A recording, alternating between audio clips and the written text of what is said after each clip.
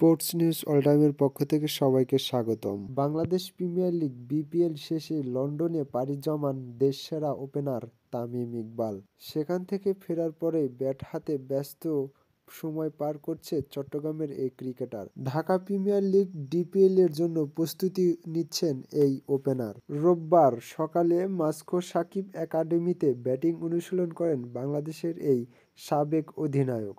বর্তমানে prime bank cricket ক্লাবের হয়ে খেলার জন্য তৈরি হচ্ছেন তিনি। ডিপিএলে এবারের আসরের দলটির নেতৃত্ব দিবেন ৩৪ বছর বয়সী এই ক্রিকেটার।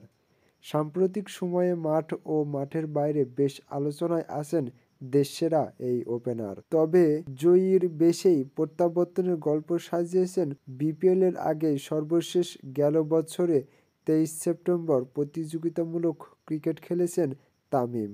রহস্যময় ইনজুরি ও নানান নাটকীয়তা শেষে বিপিএল দিয়ে ২২ গজে ফিরেছেন এই ওপেনার। এত কিছুর মাঝেও আন্তর্জাতিক ক্রিকেটে তামিমের ফেরার নিয়ে নানা জল্পনা কল্পনা রয়েছে, যা দেশের ক্রিকেটে ভিন্ন রকমের এক হট টপিক। তামিমের আন্তর্জাতিক ক্যারিয়ারের ভবিষ্যৎ নিয়ে সিদ্ধান্তের অপেক্ষায় খোদ বিসিবিও।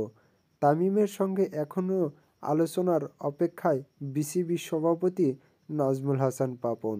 তবে কোনো কিছুতেই মিলছে না তামিম দাদার উত্তর। তবে সবকিছু একপাশে রেখে আপাতত প্রাইম ব্যাংকের ডেরায় ব্যস্ত তামিম।